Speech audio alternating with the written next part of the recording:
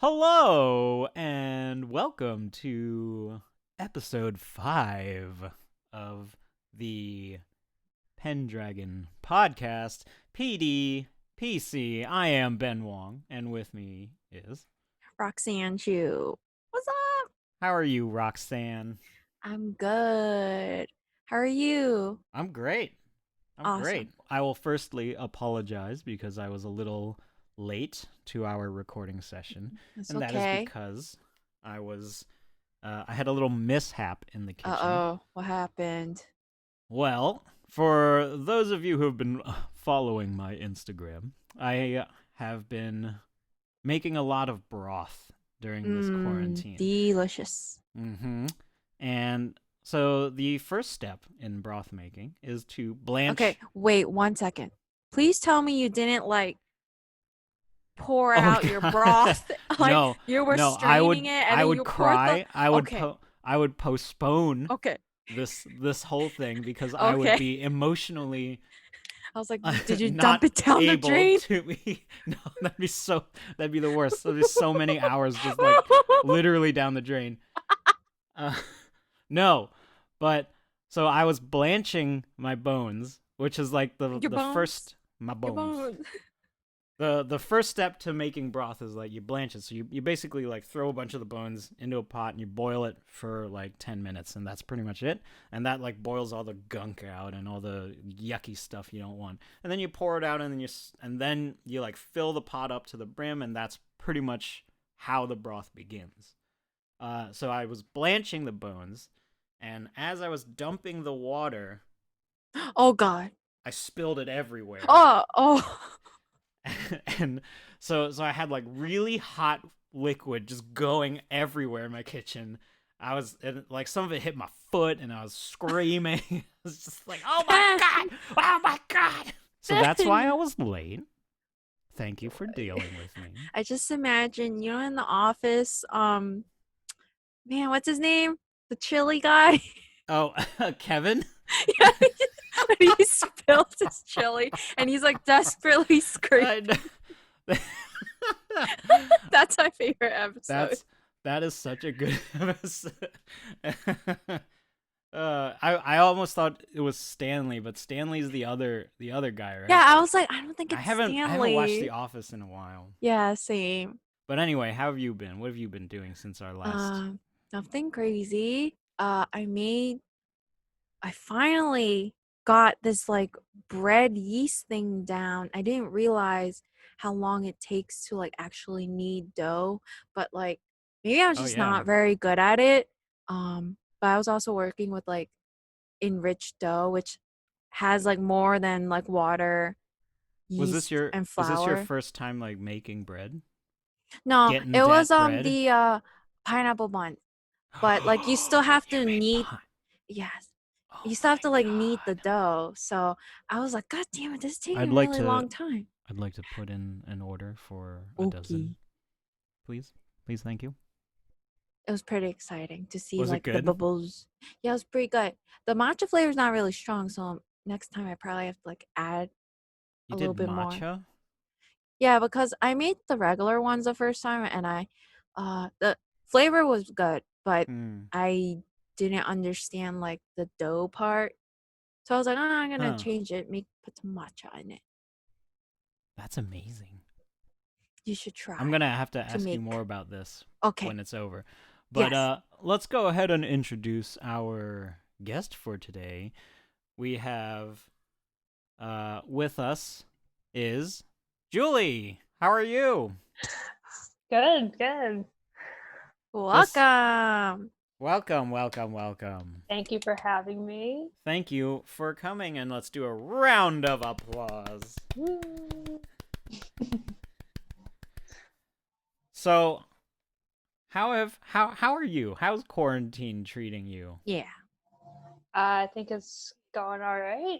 Still working, so Oh kind of my. working in the office in and out, or hospital, Hmm. I guess, in and out. Oh my. Yes. So for anyone on the team who doesn't know what you do, what is it that you do?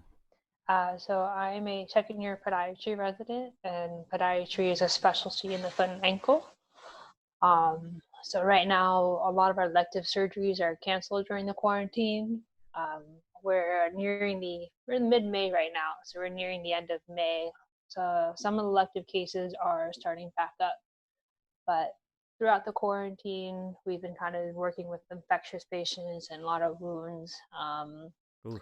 that just can't really wait and need to be addressed sooner than later. Sure. Is it true there's like a not symptom, but what's a word where it's like post the sickness or illness? Diagnosis? Like, No. Um I saw somewhere on the internet, it might be fake, but apparently people who get the coronavirus and recover, their like toes are all wonky. Is that true? okay. Oh, yeah. So I think you're referring to what's called usually the COVID toes, Oh, more is that colloquially. true? I've never heard of this. It's Are still they true? it's possible. Now, a lot of research hasn't quite been verified and studied very well. Okay. What Um, what is it? a COVID toes is what they're calling it. So they're dermatologists and podiatrists across the nation and the world are gathering data and information on patients to see if this is truly a symptom of coronavirus. Um, and right now, the current theory, now this is none of this is published, but the current theory is that you can get COVID toes where your toes kind of turn black or blue or sometimes even red. It looks like you have frostbite essentially. And Oh. the theory is that the virus affects your circulation. And so your microcirculation in your toes, your fingers, and your skin gets infected or affected, really. And so when it gets affected, you're losing the circulation to those smaller limb and appendages, so they get less Ah. circulation. So it looks like something like you would have if you had frostbite, where you're just not getting good circulation to the area. Some theory is that you're getting micro clots that's being shedded from larger arteries and it gets stuck in the smaller arteries and the smaller capillaries that it can't flush through the body. Okay. Oh. Sorry. I was just like Well, very curious so because that I was like, if anyone has like some more accurate information, it would be Julie. yeah. Julie is our leading expert in COVID toes Oh right no, now. yeah. I'm no expert at all. I'm just like reading research articles that have been published about the Mm. coronavirus. But in reality, this isn't necessarily new in a sense. It's novel. Like we haven't seen this strain of the coronavirus, but there are other strains that we are very well aware of in the medical field. So SARS, this 2002 2003 outbreak, that outbreak was about a year and a half until it got contained. Um, and then you can see if you watch the data and the history, the Middle East gets another outbreak of a coronavirus. It's called MERS, so it's Middle Eastern's Hmm. severe respiratory system. So MERS is MERS. That was in 2012, 2013. And so here we are again, 2019, 2020, where we just have a different strain. It's mutated. So the problem with this now, the why it's novel, is they don't know how to treat it really, and it's spreading so rapidly.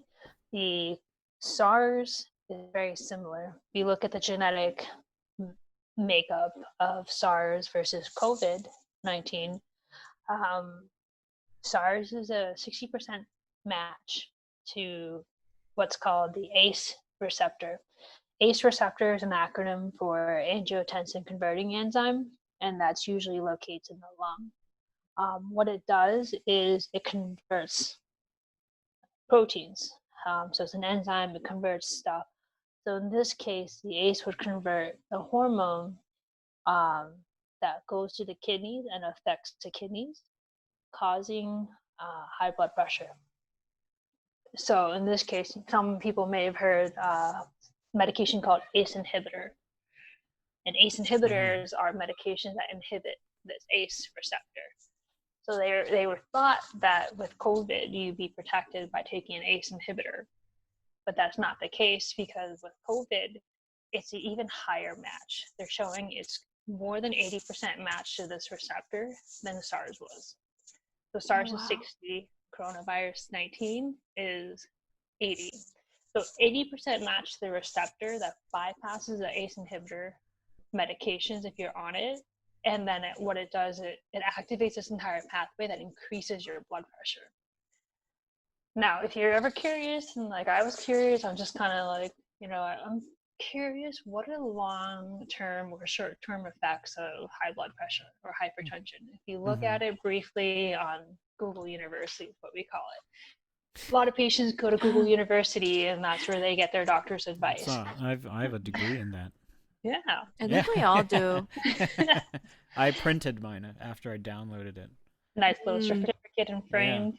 Yeah, exactly.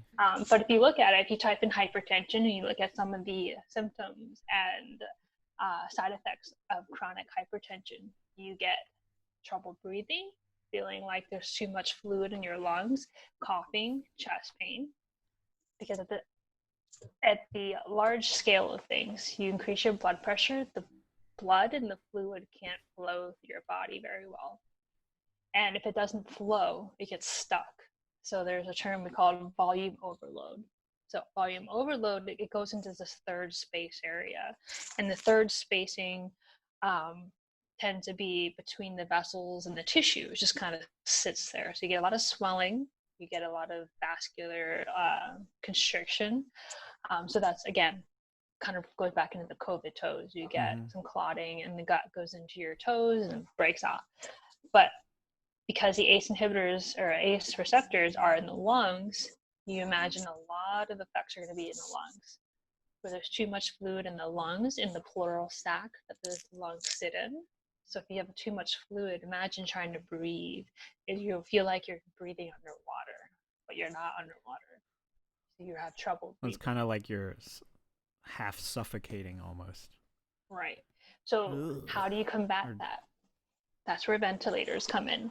Ventilators try to counteract all of that fluid in your lungs and just push, increase the pressure of the air that you have in your lungs and push the oxygen and air into those lungs, into your capillaries, alveoli, and pass that through your blood so your body can still get the blood it needs. But how do we combat this? Nobody really knows. We're still trying to find a vaccine. Yeah. Well, it's still a new virus, so it's, all these other things are like, I guess they just apply to other viruses and not quite this one. Right, but there was never really a vaccine for SARS or MERS. Oh, we just got through it? Yeah, it died or whatever, right? Yeah, if you just look passed. at MERS, MERS never really passed. It's the numbers keep continually increasing from 2012. It keeps going up, but it's been contained, so it's not spreading throughout the world. Oh, okay. SARS, they deemed it was over because it wasn't spreading worldwide. The numbers weren't as drastic. And the reason why is because you knew you got your symptoms in 2 to 3 days. You didn't have to wait a week or 2 weeks to find out if you have symptoms or not. And once you got symptoms, they were deadly, very deadly, that if you got it, you had a very high chance of passing. Unlike the ones we have now, this time, it doesn't affect you as badly, but it does affect the people who can pass from it. So that's what's so deadly. You don't know you have it, and you've been walking around for a week or 2 weeks, you've been passing it to everybody you see. That's the problem between this time versus SARS. It's spreading like crazy because you don't know you have it, and if you do have it, you may not necessarily pass away, but you can give it to someone who will. Yeah. Makes sense. That was a great explanation. Yeah, thank you. Thank you. Thank you for dumbing it down for us. Hopefully you understand. That was really good. Because, you always see, there's a shortage of ventilators. But it's they're important. They help with breathing. But then it's why? Yeah, now we know exactly why. Whereas before it was just I heard it's a respiratory thing. Yeah. So ventilators sound related to the breathing. Yeah. So I actually have friends that are working in New Jersey and New York, which is a Oh my hotspot in Oh, this goodness. area. jeez. Yeah. And they were actually in the COVID units and the COVID wards. And I asked them, like, hey, when you're working with patients, how is it? And they're like, well, we don't have enough ventilators. And if someone comes in with severe symptoms, they don't have enough to give it to them and they have to wait. And the only way they wait is if someone dies. Oh, They jeez. give up that ventilator because they said very rarely a handful of people who go on the ventilator do not make it off alive. Mm. So be very fortunate that if you do have it and you didn't end up with ventilator, be very fortunate that you're not in that situation. So Jeez. yeah, I hope everyone understands the social distancing is important, but also be fortunate and Yeah. happy that you're still walking around really. Yeah, well, that's a good PSA for everyone that's listening. Yeah. Just stay away from people. Jeez. Let's take this time to, I guess, let's crack open our drinks. I need a bottle opener. All right. Oh my God! Why didn't you bring a bottle opener? Anything is a bottle opener. That's true. All right, Julie, why don't you start us off? What are you drinking this fine evening? I have a White Claw. It is Ah. black cherry flavored. Ooh, one of the original flavors. Yeah. Actually, I got this White Claw. Oh, I think there it I is. got this case right before the pandemic started. I was Nice. supposed to head to a U.S. Women's soccer game. Well, I Ooh. did. Nice. Yeah. I went to one. It was in New Jersey, and we were supposed to do a tailgate, but we ended up late because we were looking for parking. This place had no parking around its stadiums, so we Ugh. didn't get to drink it, and so I still have some leftovers. That's great. Are you still so this is still the first pack? Yes. Dang, you've been holding out this whole quarantine. I am a very lightweight drinker. If I make Really? it through this Same. can, I would be very lucky. All right. Should we allow that? I mean, that's up to you. Yes. Just no, you. Just know we'll all be sipping. So I'm Oh. drinking Uh-oh. some Truly, Ooh. the weirder cousin to White Claw. This is a black can though. Yeah. What's so special 'Cause about that? It's everything is that- everything is has a pinch of lemonade to it, and this one is black cherry as well, with lemonade. Lemonade, like an Arnold Palmer. Yeah, exactly. And Very. Roxanne, what are you drinking? I'm still digging through the Same's Angry Orchard. The old Angry Orchard. All right, Grrr. let's all crack it open.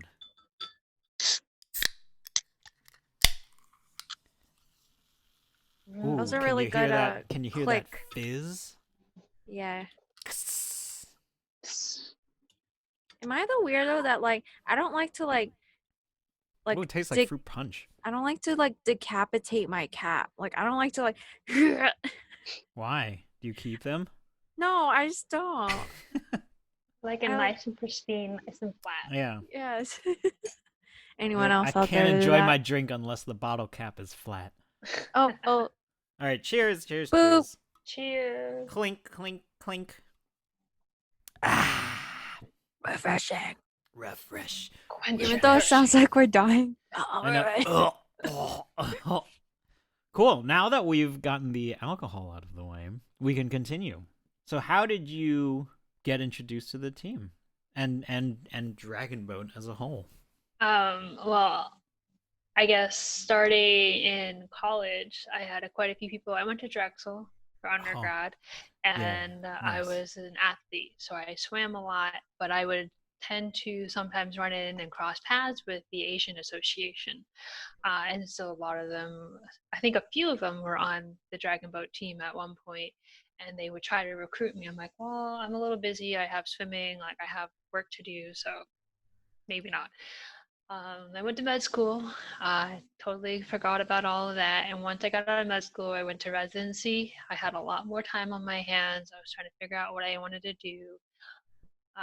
My schedule became pretty mundane and routine, going to work, being on call, going home, not really much of a social life. So I was like thinking, how can I have a social life again, but still keep my fitness level up and be active?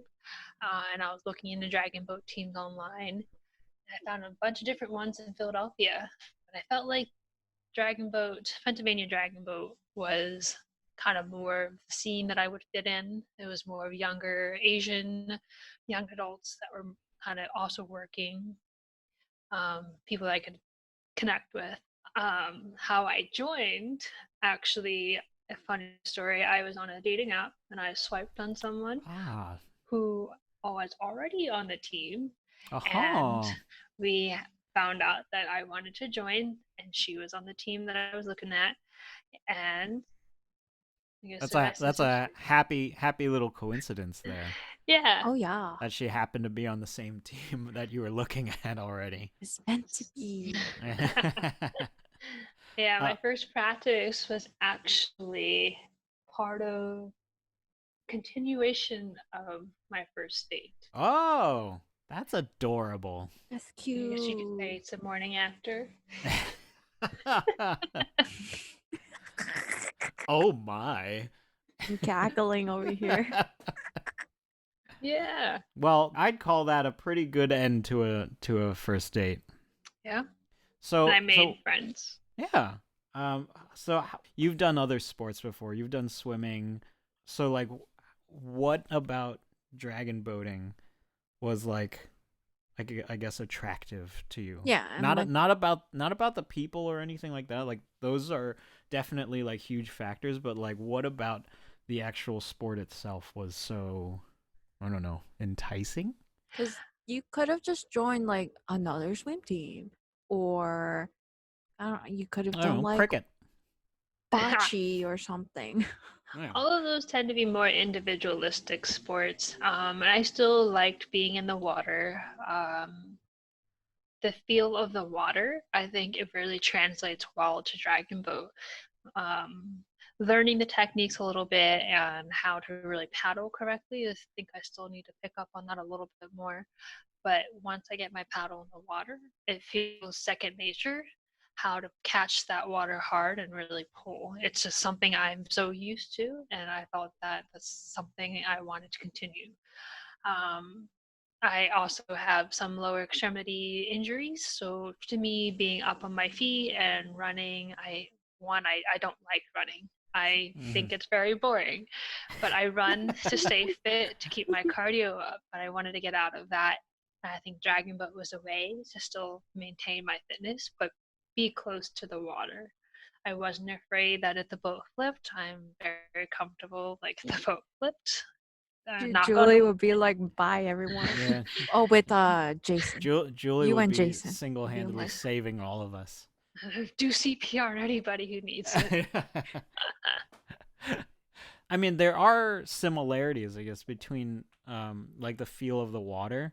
Mhm. But was it like weird at first coming from a swimming background into dragon boating? Because now you're not like directly pushing or pulling the water. You're kind of like using this weird looking paddle.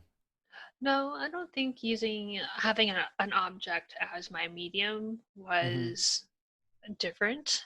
I also played tennis and I'm like into musical instruments. So to me, having Or wall something in my ball. hand, Wall ball. yeah, uh, having something in my hand, like an instrument of some sort, wasn't unique to me. For me, like playing tennis, you have something in your hand, and that's how you transfer your power through. And a lot of my technique, even in tennis or swimming, came from my hips. And again, I think it's still second nature, knowing where the force is coming from and where I want to push it. Yeah. It just seemed common sense to me. Like, I want to push the water and I need to push my oar down and into the water and then pull. Um, but yeah, I think I'll still need to pick up on it a little bit. The erg test was fun. I felt like I was back in Oh the yeah. water again. Damn, remember when we were like all together suffering? Yeah, that was some good times when You we did a were really all good job on that. Yeah, that was my first erg test ever. Yeah, Yeah. which is why I'm like, oh my god. Oh yeah, I remember that. Your time was really good. I don't remember that. It was. I was just zoning out. I said, let's just stroke it through. Just keep paddling. That's kind of the how it's supposed to go. Towards the end of the erg test, you kind of just black out, Yeah. and then you're like, huh, what? Is it over? What just I happened? know. Where am In I? blackout, you did it wrong. Yeah, if you're still like sort of conscious at the end, you didn't go hard enough. So you've done sports for a while. You mentioned some lower extremity injuries. Was that like from sports as well, or Yeah. what happened there? So I have a lot of ankle issues, and it's primarily my right side. I don't know what's wrong Ugh. with my right side, but like kicking and swimming, you're kicking the water really hard. If we're Mhm. doing a kicking set, I just feel my ankle go. I can't do much. But then when I play tennis, like I'm sturdy on the ground. I had one incident where I really turned my ankle and just Eeh. sprained it. It turned into a softball. Um, but one of the major injuries I had was my knee. I believe I tore it while I was skiing. Oof. Oh no. No. I was up at Blue Mountain, and it was a graduate school, Drexel's grad school trip that we went to. I was up there with my friend who was still learning to ski, and so she was going down. We went down like a green. I was like waiting for her to come by, and I didn't see her, so I stopped and tried to turn mid slope. Just kind of stop halfway, Oh wait for no. her. But what I didn't see was that there was a clear ice patch right there. Oh no. Yeah. And so when I go to stop, I didn't see it, and my one leg just kind of keeps turning or keeps when I do whatever it needs to do, and my whole body turned away from it. And so I just felt my knee just like Oh. give out. And I went a little tumble down the slope. I had to pick myself back up. My friend was not there. She apparently had passed right by me. So I Damn. got up. It's I rude. barely put weight on it. I got my skis and I just muscled right through it. I pushed my foot right into the skis. I felt stars came into my eyes. I was like, oh my God, Oh my god. I think I did something terrible. Oh no. Oh no. That's Did And they have to bring you away in the stretcher? I did not want to be that person. Yeah, I'll muscle through this before I get on the shame mobile. I'm like, there's no way they're gonna bring the snowmobile up to me. It's a green slope. I do not want to be that person coming off a green slope, which is an easy level. I do not. I was like, all right, I'm gonna get through. I can see the cabin at the bottom of the slope. We're just gonna go. So I put my skis on. I put weight on my left leg. I just like one-legged ski down Oh to the my cabin. god. And you I like guess that's- crash through the doors and you're like, help me, please.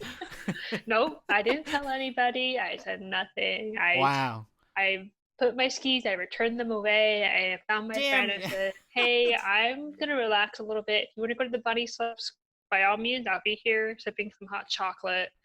I rested myself for a couple of days and I'm like, yep. I did my own physical exam on myself as a pre-med student. I was like, what's going on with my knee? I was like, I think my ACL is gone. Positive Oh, anterior jeez. Joris test, and I'm like, yeah, I think it's gone. But I did what I could. I rested it. I braced it. Did my own physical therapy, and I was good for a while. I could walk around. I could run. I'm like, well, that's what you can do. You can run a marathon without an ACL. You just can't pivot. You can't dance. Can't do any side to side. So now I started going out to the clubs and explore the dancing scene. Mm-hmm. I couldn't walk down the cobblestones of Philadelphia without slipping or falling. Classic Philly. Yeah, I thought they were my shoes. My shoes are not grippy enough, so I would like stand my shoes down the house, and I go dancing. And my friends thought I was drunk because I would slip. I'm like, I am not drunk. I had not had any. I swear. Look at my face. It's not even red. Yeah, I do get the Asian flush very You bad. do? You do Yeah. get the Asian flush? It travels throughout my entire body. Oh Oh so you god, so become your whole red. body turns red? Yeah, I'm like Oh no! Oh no! Oh no. I'm like a human alcohol meter. The more I drink, the lower the alcohol level goes down my body. My face will get red first, and then it'll be my shoulders, my chest, my arms, then my stomach, and then Wow. Do all the you way down to my overheat ankles. too? So, Maybe. so like if we were to check to see if you were like completely drunk, if we just like Check my Look at ankles. your check your toes. toes, she's like, oh no, she's totally drunk. Yeah, yeah. So my friends in college would be like, "Your ankles are red. You're done. You're cut Yeah. off." I'd be like, "No." No, I'm fine. That's impressive. I've never heard of an Asian flush going that hard before. It's usually just like face. The worst I've seen was like neck. Oh, I have a friend. His like body gets like red and splotchy. Yeah. Really? I feel like that's an allergy. That's more of an allergy, right? Well, But the Asian flush. it's an Oh yeah, is an allergy yeah. itself, right? It is. Your body's reacting to poison essentially. So, What shall is I go this? into the medical aspect of this? Please, yeah, let's do it. So the Asian flush, at least the biochemistry behind it, is when you process alcohol on a normal basis, there's an enzyme that turns the alcohol in your drink into a usable form. I think it's like acetaldehyde. Now, for some people, such as myself and those who get the flush, lack this enzyme. So instead of converting alcohol into a non-toxic form, the excess alcohol builds up and your body will turn that into a toxic form to try to get rid of it, and also in a sense to alert your body like stop injecting more, stop drinking or imbibing whatever it is, and it starts up that poison reaction. You're essentially poisoning your body. So if you ever want to know what your poison body feels and looks like, well, the Asian flush is what it is. You get high heart rate, your temperature goes up, your body is circulating really fast. You're trying to excrete whatever's in your body. So it's the enzyme that whoever gets the flush just doesn't have it? Yeah, and most of the people that lack it are of Asian descent. Genetics. Yeah.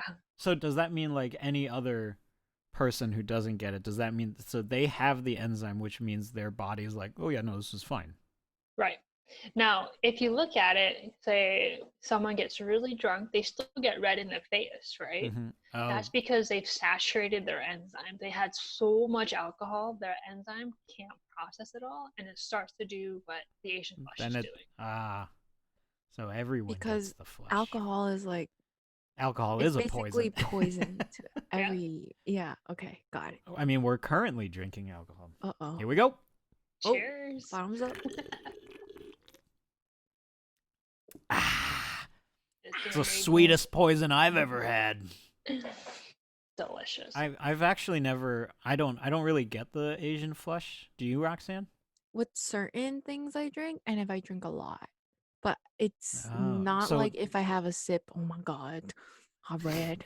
Is that what it's like for you, Julie? Yeah, I can feel my Yeah. face get really red. It's very hot. Do you feel it now? No, because I'm not ready yet. I had a lot to eat.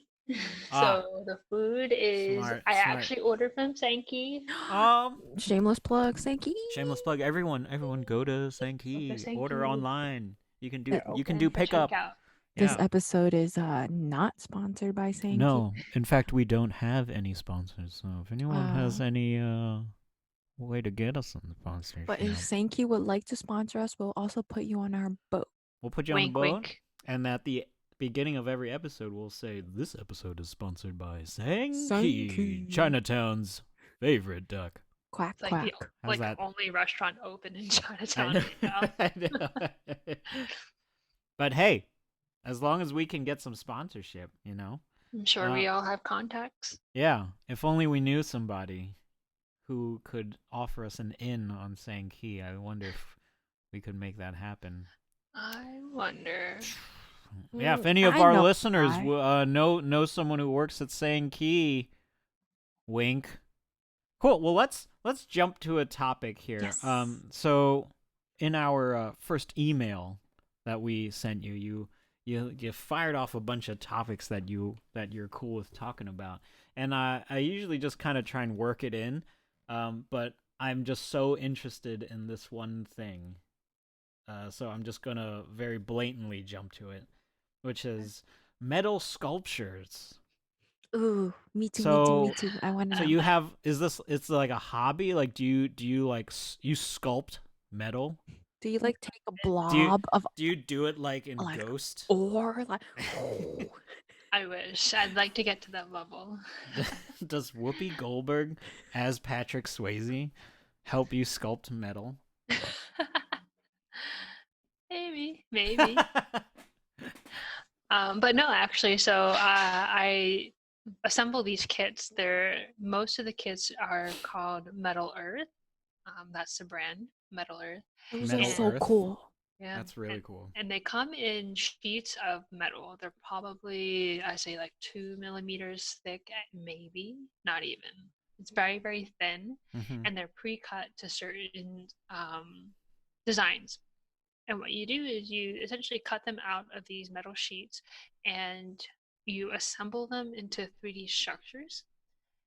They tend to be miniature scaled. So everything you do is maybe a 2-inch height Wow. at some It's just point. like a baby version of That's like whatever super. you're sculpting. Oh my, Yeah. Huh. I have like the R2D2 one. I did the like dome. Wait, Like you've done this. it too, Roxanne? No. Let me finish. Oh, sorry. I've done the dome, and that I was like, okay, that's it. The dome has been sitting on my coffee table since I got it. It's really hard. I It's actually find it really very small. easy. It It's seems so to me it's small. like It's like this my big. stress relief. Yeah, they're very tiny. It's The like this tabs, big. Wait, the tabs. do you have one with you? Yes. Uh, no, Ugh. because I'm not in my room.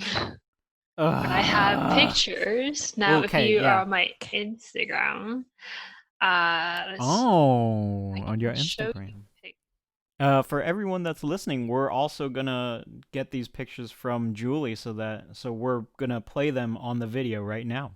This is Oh, the that's so ship. cool. So there's a quarter for scale for you. Wow. Crazy. That's the. Ooh, So screen went are off. the like strings on the rope on the ship? Are those little thin like pieces of metal? Yep, they're metal. That's So insane. you're cutting these? They're kind of like pre-lasered cut, and I'm freeing them from the sheet.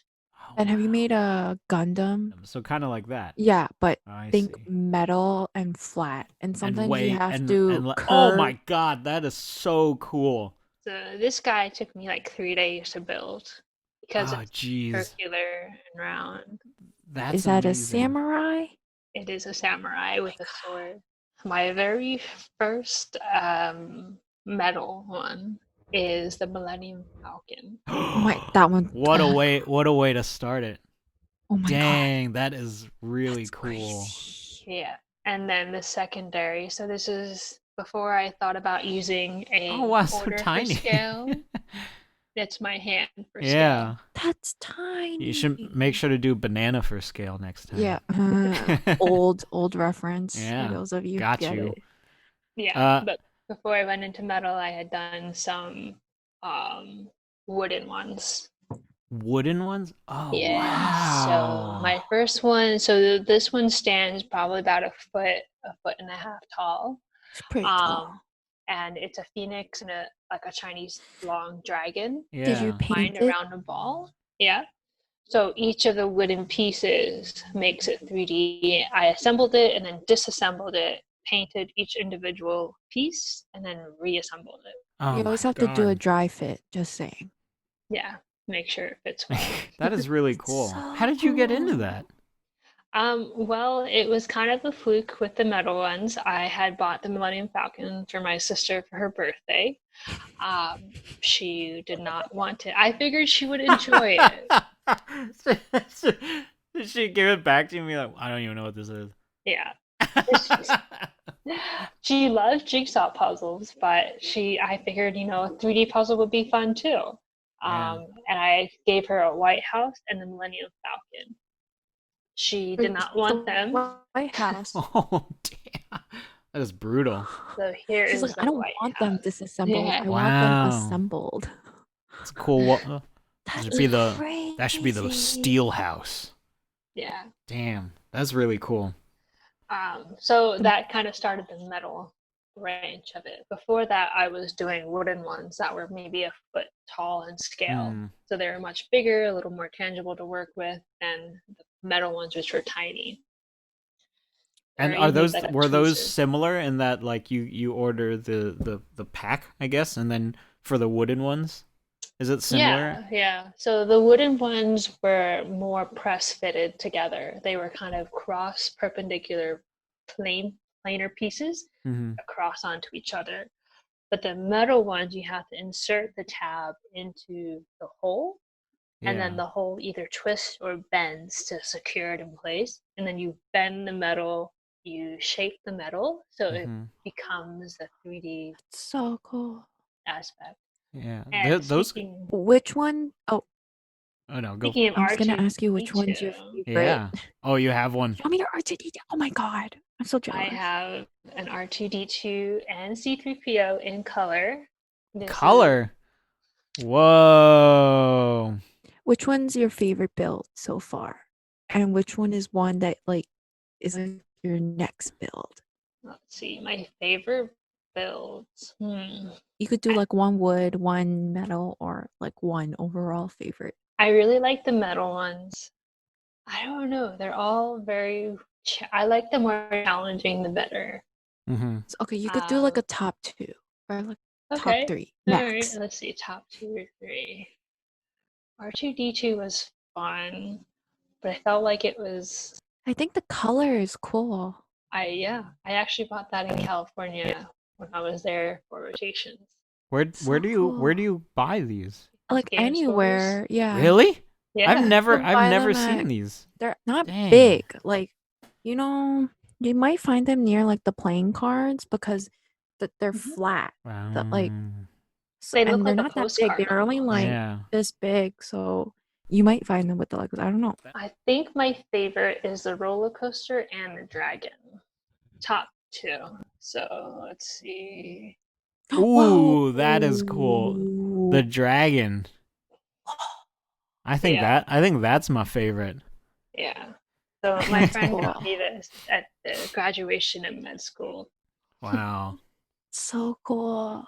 So pivoting a little bit, I know you've mentioned before that you have a hearing impairment. So I don't know, what is that like? What is that about? Yeah, I feel like a lot of younger people are not yet exposed to hearing loss. You will when you get older, I'm sure. But I was diagnosed with a hearing loss since I was 5. Oh my god. Bilaterally, it's moderate to severe deficit. And to give you a frame of reference, let's see, sound is usually on a decibel scale, which is a logarithmic scale. So as you increase each number variable, you're increasing by tenfold. And so my hearing threshold is at about 60 or 70 decibels. So if you're at a 60, 70 decibel, I can hear maybe half of what you say if I'm listening all the time. What does that mean? What is an average conversation? An average conversation is usually 20 or 30 decibels. If someone's talking in a quiet tone in a quiet room, a lawnmower or a rock concert or a loud concert is probably 100, 110 decibels. So I'm much more on the concert level side than I am on a normal speaking side. And so with that, I was fitted with hearing aids when I was a kid. First one side, and then eventually I had 2. So growing up since 2nd grade, I've always had hearing aids going through school. But that also meant that I was, I guess, different from everybody else. Because back then, when we were younger, the hearing aids were very clunky. They were very Oh yeah. visible, Yeah. and you're kids, so your ears are very small, and you have this big piece of machine. Yeah, Roxanne, Oh, I you're have a raising your question. hand. I Yes, Yes. I know. have a Roxanne's been question. raising her hand for the last minute. So does that mean you can't like hear the higher decibel range? Like you can't hear the lower decibel range. So I have what I believe. I was never diagnosed with it specifically, but from my own individual learning and research, I have what's called sensory neural. So I am missing certain frequencies. And now those Oh, frequencies, if you imagine like you're drunk, you're not understanding things very well because the C's and the S's sound the same, the T's sound the same, the M, the N. So if you were to say house, you live in a house, I wouldn't know if you said mouse, like your rat mouse living in your house. I don't know what you could be saying. So I have to figure out what you're saying. Is there a house living in your mouse or a mouse living in your house? Without my hearing aids, I can't hear a car cruise by me. I don't hear the rain outside when I'm inside. If I didn't have windows, I didn't have any roof, most people can hear the rain. I can't hear any of that. Um, One thing I used to say is the old light bulbs nowadays are all new and LED, but the old ones they have the filament in them. So when they burn out, people tend to shake it. You'd be like, yeah, you can hear it. It's broken because the filament broke. There's no way. Like I could not even with my hearing aids to enhance it. It's not a chance. So I don't. I find different ways. I put it up to another light. You can see the filament sitting at the bottom of the bulb. so Wow. can you explain how your hearing aids work? So what it does, it tries to amplify sounds around me, and they've kind of advanced a little bit so that I can amplify certain frequencies. But the problem with that, no matter how much you amplify it, I may not really hear it. It just doesn't work.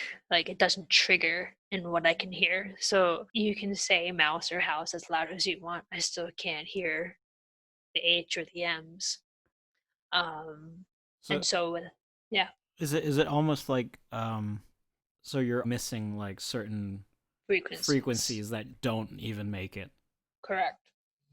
So not only does it have to be at a certain level or volume, um, it also needs to fall within that range, frequency Yes. range. Oh Yes. man. So I think maybe that's why I'm very tangible. I like to feel things. I like to touch it. Yeah. My phones are all on vibrate and it has a little flashing thing. If there's sound, like I'm no way I'm gonna Yeah. hear it. Do you wear hearing aids now? Is it like how has that technology evolved since when you were a kid versus now? Not too much, surprisingly. There's not a lot Really? of people working in the audiology field. I will say the sound has improved, but it's not as good as it could be if we had the best minds on this technology. Mm-hmm. Um, so I wear it whenever I'm at work. I can't wear it when I'm swimming. I can't wear it when we play dragon Oh boat. yeah, makes It sense. can't be in the water. Makes sense. Um, and I still wear over the ear. So there are different models. They Oh, have okay. ones that go inside the canal and it's more hidden, but they don't have the function and capability to meet the needs that I need to hear things.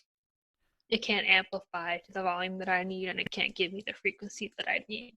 So I wear the machine that goes and hangs over the ear. So technology is all right. They have increased the technology in a way to make it more friendlier to the users in the sense that I have an iPhone for work. My hearing aid is over the ear and it can pair with my iPhone. Oh. So when I get a call, it goes It'll go. directly to my hearing aids and it acts like a Bluetooth headset. Oh, that's neat. Yeah, That's so like that's nice. bionic ear. Like tune Yeah, me in. Boop. so that's kind of nice. Um, Yeah. Was it tough growing up with hearing aids?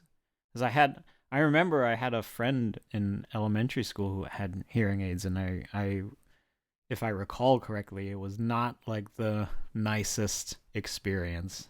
No, not at all. Now they're different from cochlears.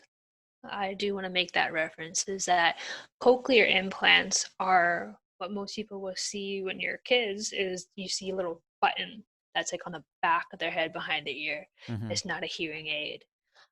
So at the time when I was a kid, I was severe, but I just missed the eligibility threshold to get a cochlear implant. Now, fast forward 20 years now, I am now over that threshold that if I were a kid, I would be eligible to get a cochlear implant. But now I've had this for 20 years. They do not recommend that I get a cochlear implant because my brain has adapted already to what I Mm. can and cannot hear. That if I get an implant, I could mess up a lot Oh, of like a things kind going of on. a sensory overload kind of thing? Yeah. And I'll have to retrain my entire brain on the sounds that are getting Oh, transmitted. yeah. So they don't recommend that. But yeah. So I guess, can you tell us like some challenges that you faced versus someone with a normal hearing level? And maybe you could tell us like some positives that you've experienced through. So I guess some negative experiences. We'll start that with that first. Um, I definitely had a lot of that, especially as a kid and growing up. But even still now, I think some of the difficulties I have is um, I'm a little embarrassed sometimes to tell people about my impairment. I don't want them to pity me. I don't want them to think that I'm dumb or stupid. Because what happens in group settings, and I think a lot of people take it for granted, is people are talking over each other and they're saying things really fast and they're turning their heads. So it's very hard. I never formally learned how to read lips, but I kind of picked up on it. If I can see your face, I can see who's talking, to see what you're kind of mouthing, it helps me put together what you're saying. But then if someone else is yelling on top of you, it's very hard for me to filter those voices out, hearing aid or not. So that's kind of a lot of difficulties. I tended to shy away from social interactions, like the middle school dances, the high school prom. I do not want to go to that. It's too overwhelming, too much sensory overload. Music, the people talking, the people whispering. I don't hear whispers. People try to whisper to me. I'm just like, I stare at them. I'm like, I don't know what you want me to say because I have no idea or what you said. A Mm-hmm. whisper can be out of any context of what you're thinking, what you're talking about. I have no idea. Um, but in that same sense, is I really tried actively to pick up on other people's vocabulary. I try to meet someone on a more quicker, advanced, intimate level. So instead of the shallow, like, hey, how are you? Yeah, the weather's great. I want to know who you are and what background you come from. So I know that the words coming out of your mouth will probably make sense in this realm instead of over here. Mm-hmm. And I try to stay up to date as much as possible. But it's still difficult. People are singing and dancing, and I don't know these songs. I never grew up with songs, and music is part of my childhood. Um, Having headphones in is not good for my hearing.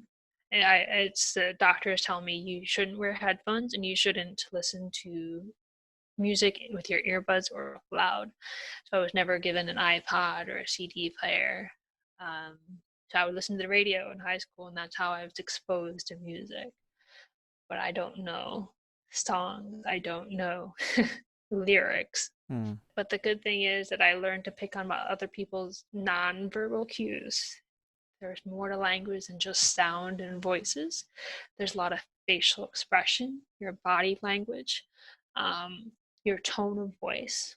I may have missed the word that you're saying, but you obviously sound angry or happy or sad. Like you can kind of deduce some of those things. And I think that really helps me a lot, especially with my job as a physician. When I'm talking to patients, I'm listening more than I am talking. But I feel a lot of people tend to misconstrue my quietness for being shy or being stupid, or arrogant. I've gotten that. People think I'm arrogant because I don't talk. I'm like, no, my voice is not important. Yours is. I need to hear what you're saying so I know what you're talking about and I can respond appropriately. But if I talk over you, I don't know what you're saying. That's really interesting how you Yeah, like that's adapted in that way, and then and like in a sense it's almost, it's caused you to, I guess, compensate by just reading people a lot better than I guess the average person could. Going back a little bit though, why is it that they recommend you not wear headphones? Is it because it like the source is too close to your eardrum, or why is that? I don't know why exactly. I presume it's probably because it's too close to the source and it tends to distort the sound a little bit. So wearing over the ears, Mm-hmm.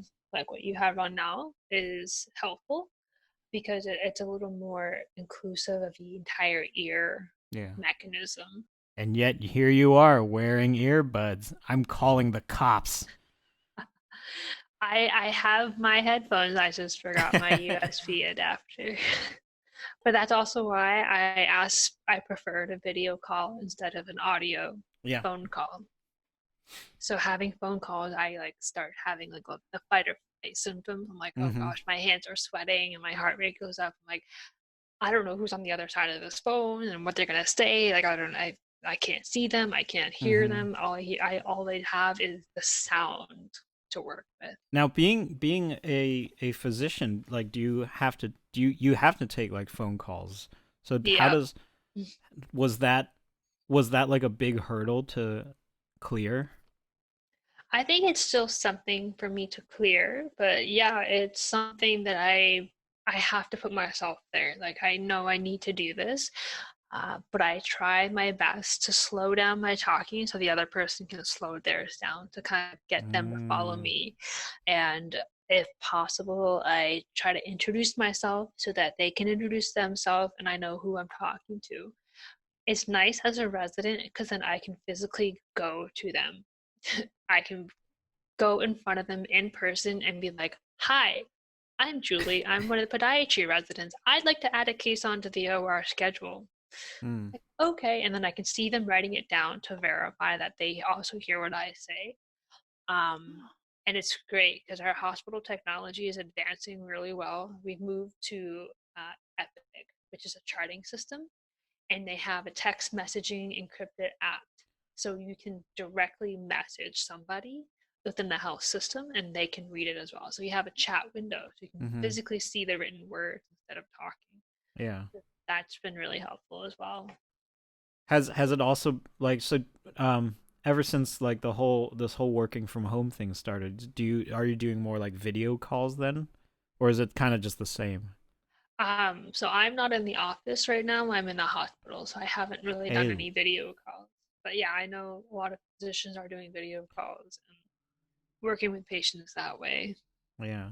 it's crazy how like when you mentioned that like you see them writing it down to like verify they heard you and you got your point across.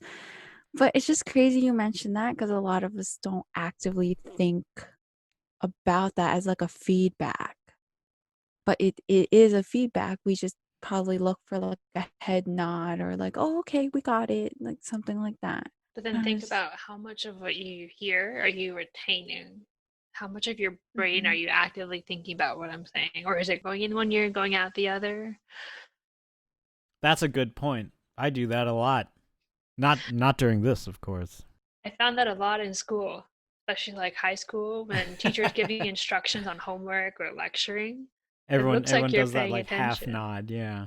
And then when it comes time for group project, it's like, oh shoot, what were we supposed to do? And I'm like, I'm the one with a hearing problem, and I heard every word of that instruction. So we're going to do this. We're going to follow the instructions as laid out. I mean, I feel like we're doing that half the time when we're doing workouts, like our land practices. What do you mean? Cuz so we'll, like Henry will run a land practice. For those who don't know, we do when it's cold and the water is too cold, we will work out on land.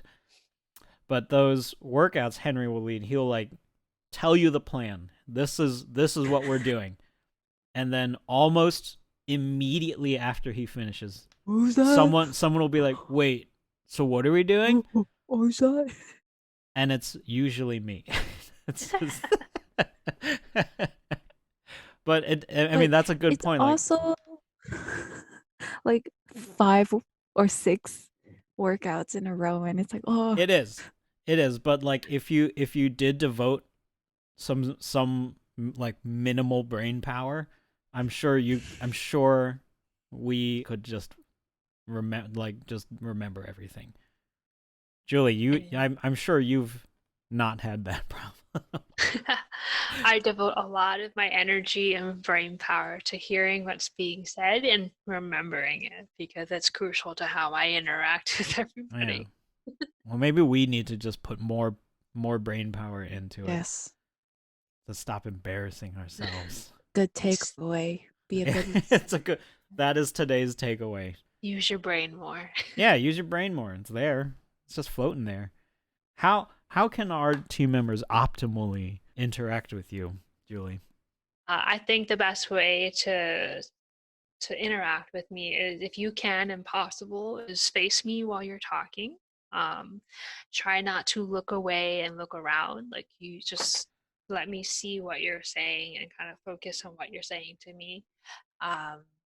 And if we're apart, instead of trying to call, just send a message. And if you need to get my attention, physically showing that I can see you would help. Like, I think I tend to sometimes upset people because they think I saw them or heard them, but I didn't. And so if I am too far away from you, if we are more than 6-10 feet away and I'm not facing you and you're trying to get my attention, don't feel upset that I didn't respond or turn around. If you see me turn around or look at you, that is hopefully your cue that I heard you and trying to acknowledge the sound that's around. But I do like messaging. It's very easy for me to talk, or video chatting in this case, where I can see you. We can chat a little better. Those are like just general communication. Yeah. Do you has wearing it. face masks become a little bit harder then? Oh yes, definitely. I mean, it was already hard enough because I'm in the operating room and we have to wear a mask. Oh yeah. And people in the operating room are physically occupied. They can't be waving their hands and trying to get my attention. You they have to just only talk. You have to be really alert. Yes. Well, I guess you should be anyway. I guess you need to be really alert anyway. Yeah, so I get tired after long surgery days because there's a lot of extra noises and sounds. Your heart rate monitor's going off, your ventilator's going off, the circulator's spouting out stuff, the surgeon's spouting out stuff, the technician's saying something, and it's just like, I need to focus on what's going around, but I also need to focus on the surgical site. But at work, everybody now is wearing a mask. Everybody in public, everybody in the hospital. It is difficult for me to definitely interact. And I'm hopefully trying to use some eyes to help me see what's going on, but they're not always the most expressive, especially at work. What was it like trying to, like, when you first started doing surgery and then you found yourself in that situation where you're like, oh my God, I can't like see who's talking to me. I can't see who's trying to like interact with me at this moment. Like your normal cues, they're gone. Yeah, because you find yourself in that situation where like every like cheat in a sense is now not available to you. So like, what was your, I guess, workaround? I don't think there is. But I mean, like, clearly you're succeeding. It seems that you've at least like you've done a few more surgeries since the first one, so you've Yes. obviously been doing it right We or like something her. right. We Like, like her. We're gonna yes, that Um, Julie girl. She never talks back. She never talks back to me. I think that actually has been a detriment on my performance reviews. Oh. A lot of attendings have thought that I'm not proactive enough and that I don't ask questions on why they're doing this or why they're doing that. I am watching the surgical site as closely as possible. At this point, I've tried to block out the heart rate monitor, the ventilator, because that's the anesthesia's responsibility. Mm-hmm. If something goes wrong, they will yell and then it will catch everybody's attention. The scrub tech are the people that I work with the most because I need to get the instruments from them. So if I have a good rapport, I try to get all the instruments ready and on the smaller Mayo field, which is a Yeah. smaller Mayo table, so we can work from that. A couple times I have been very close to being cut by the surgeon because they're not paying attention or they're looking up to see what I'm doing, but I'm Mm-hmm. watching. So I think I'm more watching the surgical site. So you're very much in the zone. Yeah. Yeah. So I think it might be a detriment that I'm not responding verbally, Mm-hmm. but I'm watching. If I see the physician is trying to get to the bottom of the surgical field, then I'm going to help them get there. And a lot of times, some of the surgeons like stop messing with my field, and I'm like, okay, I don't know what to do then. But others realize that I'm just more mechanically inclined, and I'm like, okay, let me just twist my wrist a little and you'll get whatever you need. So once they realize that, they kind of let me start taking more of a I handle, see. letting me do the surgery more. And I've had a lot of surgeons tell me and attending say that you have excellent hand skills. Like, I trust your hands and I trust that you will stop as soon as I say. You will not go further because you want to do more. At some point, it's like, okay, let's reassess the fields. Some residents may keep going and keep trying to finish the case, but I'll stop because to me, they said stop. I'm going to stop. So it's definitely like kind of building a relationship with the attending and then hopefully not just being surprised by a new one at the last second. Yeah. So when I'm my own attending and my own surgeon, I'll be able to do things on my own and call for the instruments myself. Mm-hmm. But it was very difficult when I was a student. A lot of attendings like to joke around or listen to music in the OR, Mm-hmm. which I get. It's good for team building. It's good for just having a more relaxing mood Mm-hmm. in the OR. And so it helps with that. But when they call an instrument, there's an instrument called rongeur. They call it, pass me the ron Jeremy. Yeah, and I'm like, what are you? And then I realized That sounds like an anecdote. it's kind of bad, but there's an instrument that retracts the tissues that helps give you a wider field of view, Mm-hmm. and it's called a skinny Homan. So imagine a male surgeon. A male surgeon says, pass me one of them skinny hose. What? And then I realized, like, that's just what they call the instrument to be more lighthearted, funny. I mean, I feel like that is probably from a long line of jokes that has just been passed down. But considering the times, that joke may not be as cool as it used to be. Nope, but I let it pass. Because to me, I need to I have other barriers to overcome. Yeah. Well, thank you so much, Julie. Yeah, thank you for having me. That was wonderful.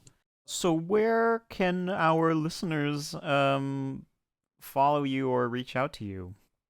If you would like to see my sculptures and hobbies, I believe I have an album on my Facebook called Alternative Hobbies, and I am posting slowly on my Instagram. I'm very bad at social media. What's your quite Instagram okay. handle? I need to look that one up. I don't even know. Instagram handle. It's let's see. I bet you Colleen knows it. Yeah. Colleen, you know my Instagram handle? just.julie Juleee. That's 4 E's. With no I. No, and thank you to our past guest, Colleen Richards, for coming in and telling us Julie's handle. Very bad. So I'm very bad at social media. But I have been posting more on my Instagram about my hobbies and the things that I build. I love them. That's amazing. I can't wait. I can't wait to look at all of them. Just Julie, Juleee, so 4 E's without an I. Cool. And Roxanne, where can our listeners follow you? I don't have cool metal sculptures, but my Instagram handle is at roxboxing, ROXBOXING. And you can follow me on Instagram at Bwongonite, BWONGONITE. And that is it for this episode. Thank you so much, Julie. Yeah, thank you for having me. And here comes the scat.